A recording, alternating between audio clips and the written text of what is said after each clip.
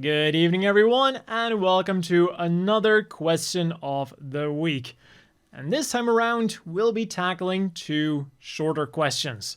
What's the deal with the Kai versus custom naming scheme, and were there still any vanilla gyms operating by the time of the Grips War? And that first question was asked by Adam Reddick 1349. So, what's up with the Kai and custom designation that mobile suits get? Like here and there I'll see something like the Efreet custom referred to as the Kai and vice versa. Other times we see custom mobile suits being mass produced or limited production like the Gym Custom and the Gym Sniper Custom. To me, it only gets more confusing with the Gym Kai and Gym Custom being in production at the same time. And well, I've got some good news and some bad news for you. The good news is that I do have an answer for you, but the bad news is that it also kind of boils down to Gundam's English translation being inconsistent. Something that was a big problem in the past and is actually still a problem. Just look at the recent Gundam Eclipse manga. The Earth side in Gundam Seed is established as the Earth Alliance, but apparently nobody bothered to tell the translator that, or the translator didn't bother looking it up, and decided to translate the Japanese term for Earth Alliance, being Chikyu Rengo, as United Earth. And while this isn't technically wrong in a vacuum, it also isn't correct. Like, it is confusing. And we have the same thing kind of happening here with Adam's question. So let's have a look at the names of the Gym Custom and the Efreet Custom. Even if you don't know any Japanese, if I remove the Gym and Efreet portions, you'll notice that Custom is written completely differently for these two mobile suits. And that is because in Japanese, we don't just have one alphabet, we have three. And this is relevant for the naming scheme here. And the easiest one is the Gym Customs custom. This is written in the katakana alphabet, which is generally used to write foreign words in Japanese. So even though you don't recognize these symbols and you might not be able to read them, it actually just says Gym Custom, but with a Japanese accent, Gym Custom. And the same goes for the Gym Sniper Custom. It also just says Gym Sniper Custom, so translating these is very straightforward as they're already in English anyways. And from what I've noticed, typically these machines with custom being written in English, let's say, are limited production machines meant for ace pilots. Some with more defined roles, like the Gym Sniper Custom or the Gym Guard Custom, and others with a more general role, like the Gym Custom. The problem then comes with the custom from the Efreet, which is written in kanji. A kanji that is pronounced as Kai. And it can be translated as modified or custom. And I think you can already begin to see where the confusion comes from. There is simply no one universally correct way to translate this. So as a translator, you have to make a decision. And this is where we go back to the inconsistency. So for the Gym Kai, the Kai just remained Kai. For the Efreet Kai, it became the Efreet Custom. And in some places, you'll even see the modified popping up. Like in some old documents, you'll see the Salamis Kai class from 0083 being referred to as the Salamis Modified. And this is Kakarot from the future, quickly popping in to tell you that there is even a modern mobile suit using the modified moniker, the modified Rig DJ. So technically speaking, you could call this mobile suit a Gym Kai, a Gym Custom, or a modified Gym. And in all three cases, you would be technically correct. You are technically correct. The best kind of correct. And then to kind of go back to what sets this apart from the Customu custom, what I've noticed is typically if they have the Kai designation, they're like a minor variant or a slightly upgraded version of an existing machine. The Ifrit Custom is a slightly modified version of the standard Ifrit. The Gym Kai is the Kotokufied version of the vanilla Gym. The Zakutu Kai is the Itsubuchi-fied version of the standard Zakutu, etc., etc. And also, fortunately enough, as far as I know, the Ifrit Custom is one of the only, or even just like straight up the only one, where Kai is officially translated as custom, which isn't also why you've noticed this confusion. Like, officially, it is the Ifrit Custom, but I know that fans have also been calling this thing the Ifrit Kai, because if you know the Japanese term for it, which is Ifrit Kai, and you know that the Gym Kai is the Gym Kai, you know that the Zakutu Kai is the Zakutu Kai.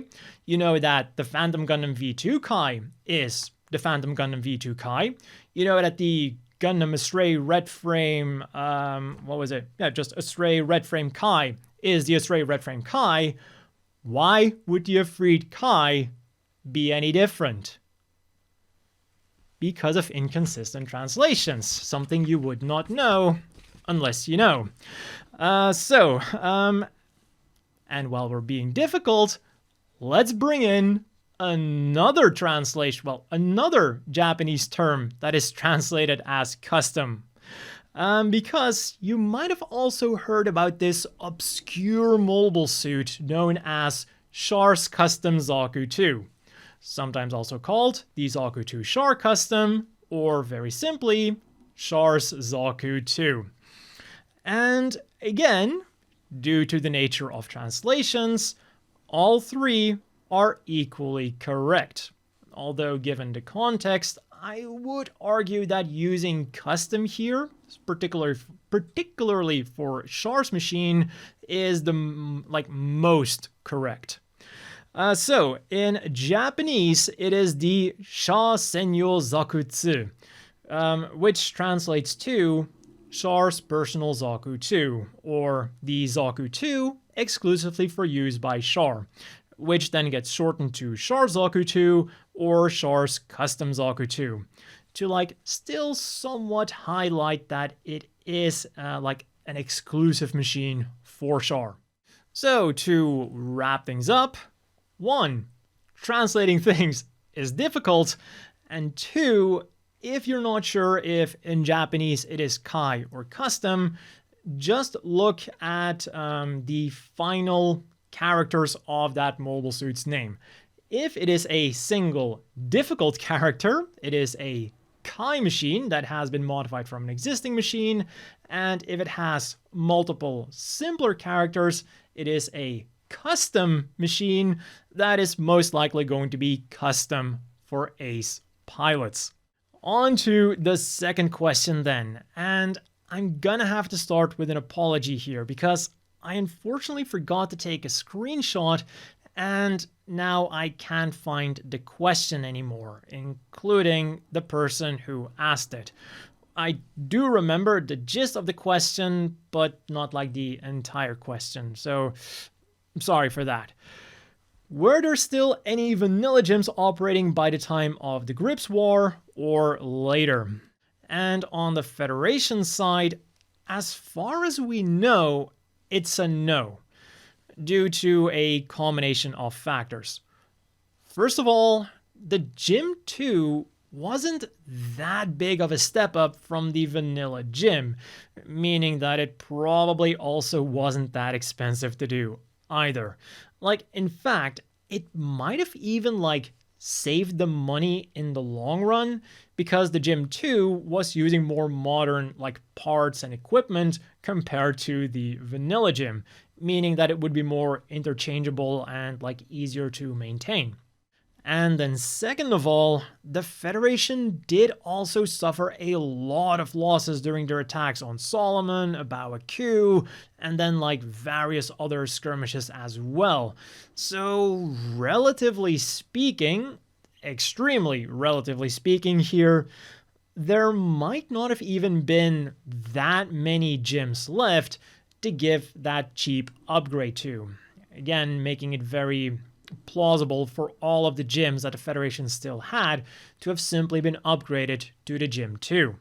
And because of this, the only one-year war machines from the Federation that we still see hanging around during the Grips War and beyond are the Gym Cannon, Gym Sniper Custom, and Gun Cannon Heavy Custom in Zeta Gundam, and some slightly modified Gym Kais and Gym Sniper 2s in the Anaheim Laboratory logs. However, there was one gym that we know about that was still doing stuff after the Grips War. And it was, of course, by a bunch of space bandits. Like, their whole shtick was pretending to be the famous Gundam team from Double Zeta Gundam to then get close to spaceships and whatnot, and then to rob them once they got within range. And I guess their disguises worked well enough in universe, but for any of us looking from the outside in, it is extremely obvious that they are in fact not the Gundam team. The Gundam Mark II was a Barzan with a fake Gundam Mark II head, ironically making it the strongest of the bunch. The Zeta Gundam was a fake Zaku II with a fake Zeta Gundam head, making it the opposite of the Zeta Zaku that we saw in the anime. And the Hyakushiki was that vanilla gym, but now painted gold and with fake wing binders glued to its backpack. And they couldn't even be bothered modifying this thing's head. So yeah, and if you want to learn more about this Hyakushiki, I made an entire video on that a couple of years ago. I'll have it linked down below and on screen. But shortly after I filmed this video then, we got the trailer for Gundam Silver Phantom, where we got to see the origin version of the vanilla gym still kicking ass in UC 0096. And even though the movie hasn't come out yet, we can be certain that it's not some kind of flashback or something, because we do see this gym engaging a Gira Doga. So not only did it survive, but apparently it has a pilot with balls the size of Luna 2. What we of course don't know yet is whether or not it had any internal changes, because, you know, maybe that was the idea. Make your gym look antique and then catch the enemy off guard with like super high performance.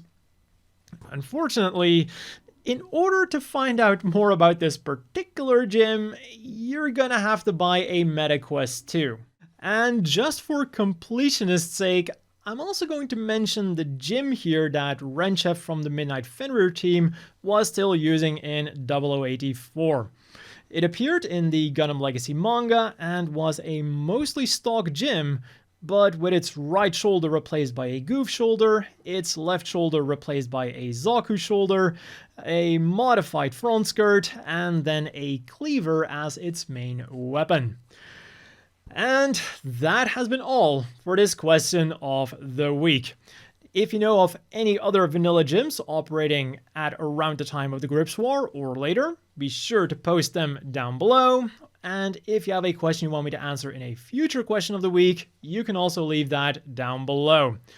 As always, a big thank you to the Patreon supporters. I hope everyone watching has a great evening, and I'll see you all next time.